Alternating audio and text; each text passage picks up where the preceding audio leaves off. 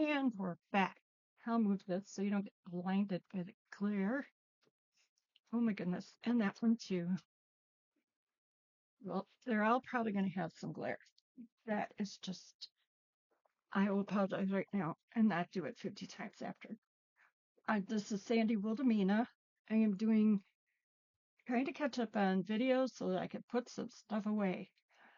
I have lots of books. I'm only going to go through a few of them in this video, and I'm just going to keep chugging along and make you guys look at more books later. I will get started. The sheep are out enjoying, they got a little snow, but not enough to go sledding. They're fussing because they want leg warmers from me, and I am not knitting leg warmers. They do not take care of them. So anyway, that's the state of it. Jolly doesn't want to come in the house because he loves snow. Louise is out there right now because she couldn't be quiet in the last video. So here we go. Hope y'all are well. This book is a Bolo book to me. Don't judge a book by the cover. Um, this is compiled and presented by Aileen Waits and Robin Hunter, the Illustrated Victorian Songbook. I bought this from, oh my gosh, I'm really sorry, Sierra at Cooley Craft Corner or Sarah at New England Junk Journals. I am sorry, you two. I know it was one of you. I've already kind of zipped through this and marked some places. It's a beautiful book cover. And there is just, oh, see, I put a note in. I purchased it from Sierra. Go me. So, you know, I look for fussy cut tags and that kind of thing. And this is Illustrated Songbook. And it is illustrated. Hopefully I keep this in frame. It has big pictures, tiny pictures. I'm sorry, Kitty, you just have to hang on. I'm gonna just skip something.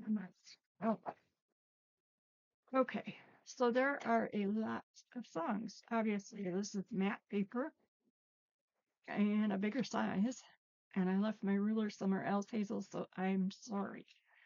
Um, but you can see how big it is. It's a big one. And there is something on every page. And it's all, you could cut all of this for a tag. You could include some music. But I love music, so this is something I would have looked at no matter what. But if you're not into Victorian things, there are still so many things in here. All these fancy words and letters. Let me skip ahead to something I marked. Like, look at that beautiful thing. Look at her face. La, she's singing. And then down here, there's little roses. I got to pay attention to me. And not sure why I marked that one.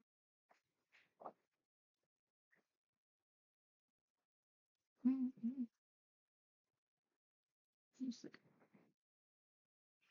So you can see there's a whole lot. This is what a reed organ is, and it tells you what it means. And I'm skipping pages. A broken-hearted milkman. Steampunky kind of stuff. And I clipped a few pages together. But you could cut people out of this. You could do tags. You can. It's not necessarily all about music. It is, but it can be used elsewhere. Let's say that.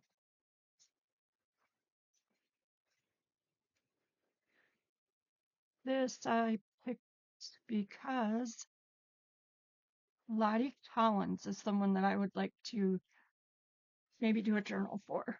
She was a very popular performer and singer, as was Mary Lloyd, and she was a very flamboyant gal. I'm working on a railroad journal, and I am, well, I'm starting to gather stuff for it anyway. Several. He looks right dapper. It's his big dog. Please excuse the kitten. She's got some tissue paper over there, and I would rather let her play with it than sort him around right now to take it away. I love this one. And that could be at the movies. It doesn't have to be music related if you don't want it to be. The height of sentiment.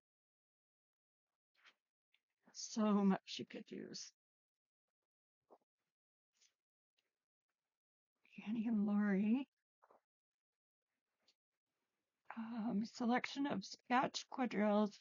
A Highland lassie is graced by a most becoming costume. Scottish fashions were much popularized during the 19th century by Queen Victoria, who liked to see her family in Highland things. She herself often sported a tartan satin crinoline with her, and her journal records dinner being late owing to Albert's struggle to dress in his kilt. Oh, Albert. I've been saying I need to do a, like, I don't know, carnival, not really a zoo or a circus journal, but if I do one, it's going to be tame. It's not going to be, I can't do a regular one. This is Jenny Lind, the most famous soprano of her day. She worked for orphans through her charity, made her English debut in 1847, and attracted praise from Queen Victoria. She jotted in her journal, Jenny Lind's acting and singing exceeded all I have ever heard. Almost immediately, she left the operatic stage to sing in oratorios and concerts. There's a lot more about her, but I'll spare you. The geisha. You just never know what you're going to find in these books because there's such a wide variety. This is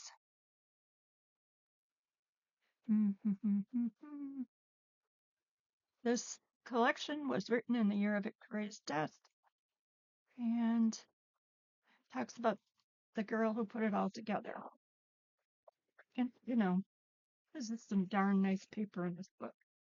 So if you see a book like this, at least pick it up and have a look because you just never know. To me, that is covers a lot of ground. This is one of my German dictionaries. It has a beautiful spine.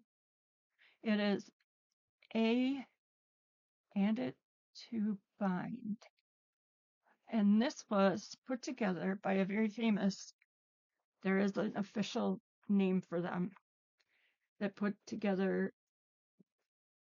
dictionaries. And he was one of the first, or the first, to have an English to German encyclopedia slash dictionary. And these were encyclopedias. And they were from, wait, are they German? I wish I would write things down. I do think so. 1925, printed in Denmark. I could be very wrong. I'm usually not. I'll have to look again. So it might not be the author I was thinking. It might be a second one I have. How embarrassing. Mm-hmm. Yeah, I don't see his name on here. It must be Danish. Yep, this is Danish. Sorry about that. I'll show you the German one another time. This is lurking about in my stash. Yeah, this is the one of the encyclopedias I have. And I did mark some spots. This does have shiny pages, but that doesn't bother me much. I take a sanding block and just kind of whoosh the finish off a little bit. And I marked it because this is um, mowing flax, spinning flax, getting it ready to pull apart. And it's just a beautiful book. You can see on the pages they also marbled that. My pictures are a little lighter today than they should be. I marked these pages because check that out. They're misprints or used twice. I'm not sure, but there's print that is, let's see. Yes, from the other side. So I don't know if it got printed on the wrong side or if the ink just didn't dry right. I don't know. There's a bunch of that through this book and the other one. I have two of these. I think the second one is bees. B like in the letter B. Look at that pretty horse.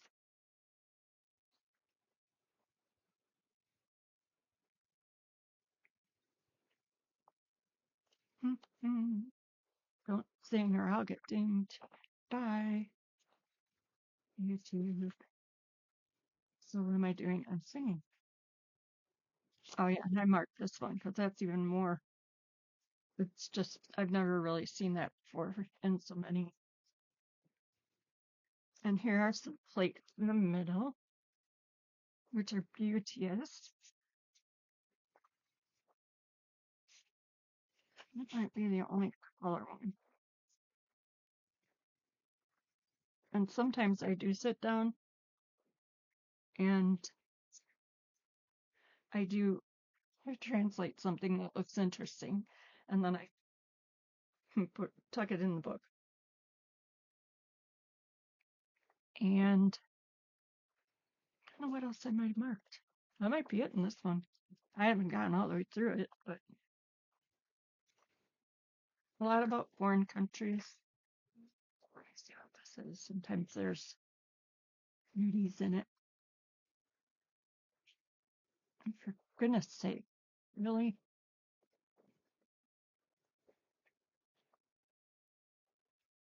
Maybe we don't even see it. Oh, it's clouds.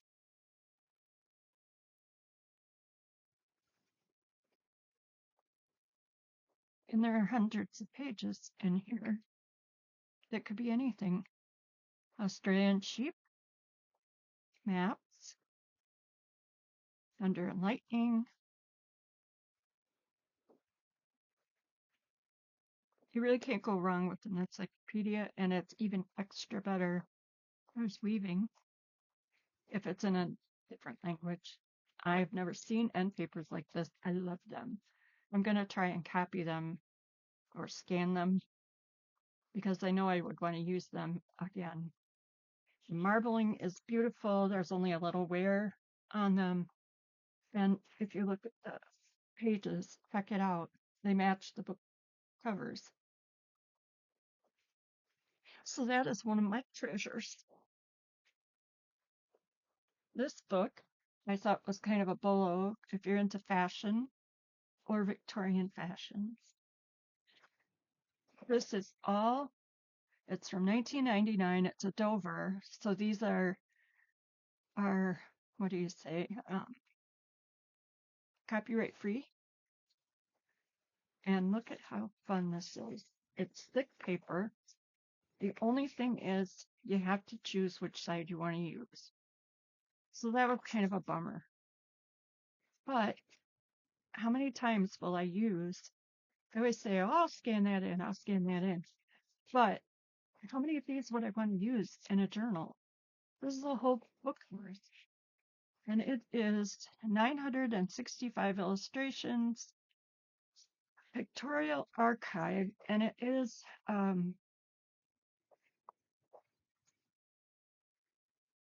do do do do. It even dates them at the bottom.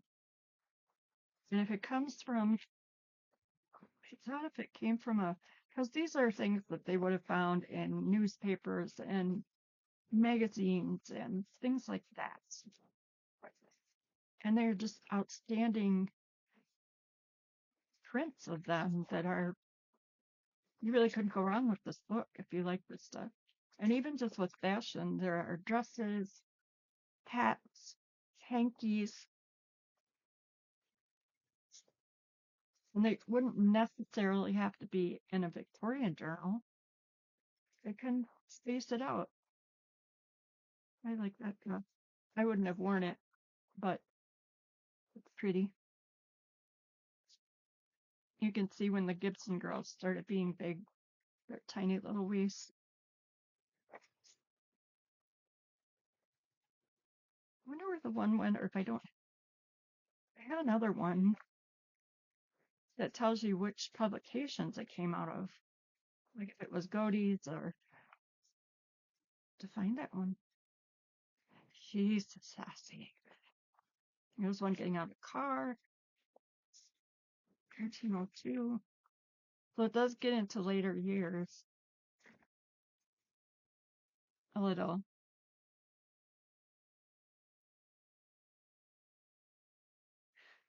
Yeah, I don't think this is the one that.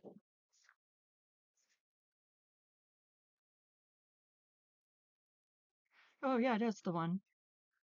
Selected by graphic artist Carol Grafton from vintage sources like Harper's Bazaar, Le Mode Illustré, Peterson's Magazine, which someday I hope to hold in my hand, Godey's Salon de la Mode, and Frank Leslie's Ladies Magazine.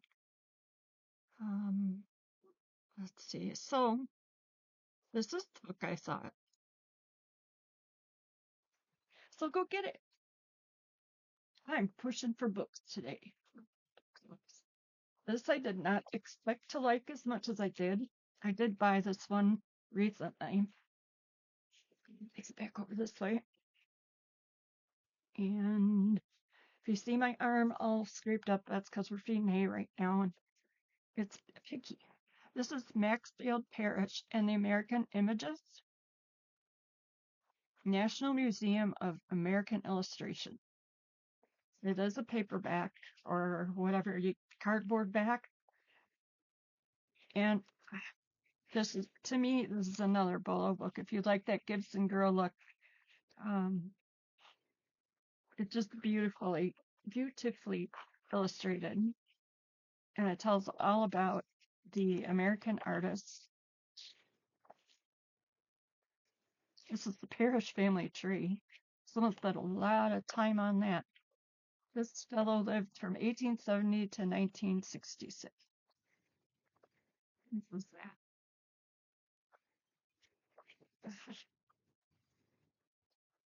And obviously, there's a certain kind of artwork that I like. Um, that's pretty. And it tells you if it's an oil on a board. But wouldn't that be perfect in a fairy journal? Flaming June, 1895. And I had to sit right down when I got this and put some markers in it. And look at how happy they are.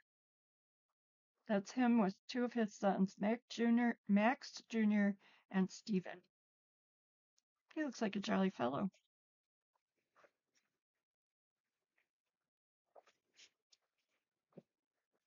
Envelope and a little card. And of course, ships at sunset. And all of the artists are in here. And there he is. In his study, I believe. Here he is at 86. Still a very handsome fellow. If we were doing a Sherlock Holmes, Fairy and Pretty Ladies, he illustrated for a ton of places. This is Scribner's Colliers.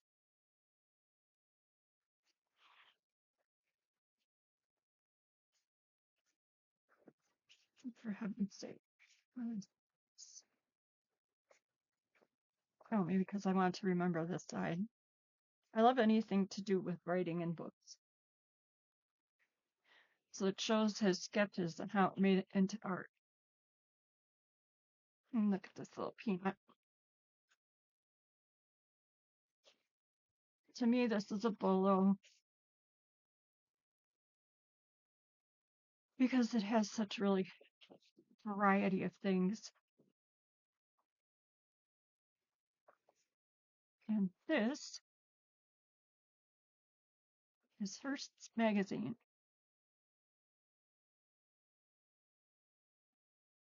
1913. And that is when the Gibson girls started appearing on the scene. Books. Are you shocked? I would pick out something with books. Oh, oopsie. I didn't mark some all of my stuff I didn't back through. That. Griselda. Susan Lowen posting for Griselda.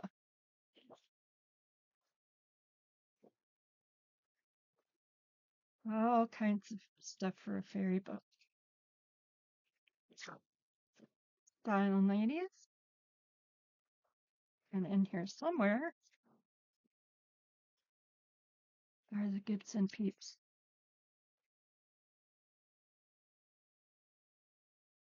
Same old yarn. These are my favorites. Howard Christie. Um,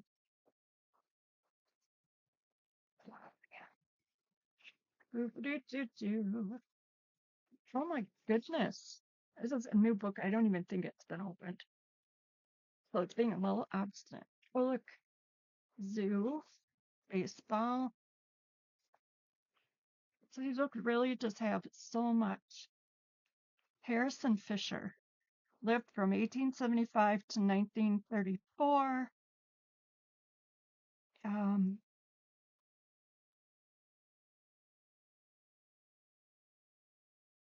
His girls were known as the Fisher girls and were as well known as the Gibson girl.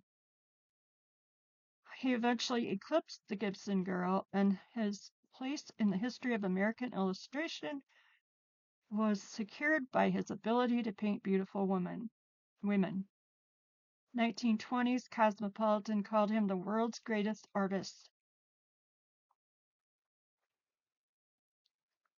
So at the opera, purple, hazel. Can you just believe that? How do you? I don't know. So whenever I see Fisher in a book, I have to buy it. Even if the rest of the book is not that much Gibson. Pirates, matey. Arr. I was a pirate journalist to do too. He's an unhappy guy. He probably just got his butt beat by a pirate. And these cutie little girls. Little Miss Muffet, 1912.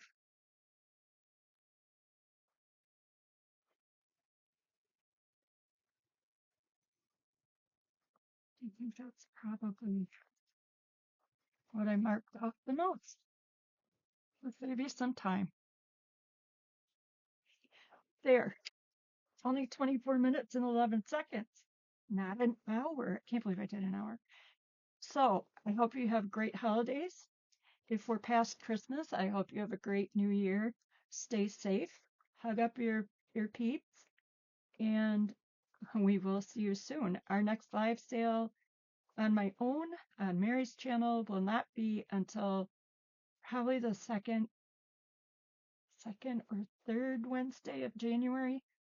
I haven't really looked at the calendar, so we're doing that. And then Angela and Carol's sales are going to move to Tuesday.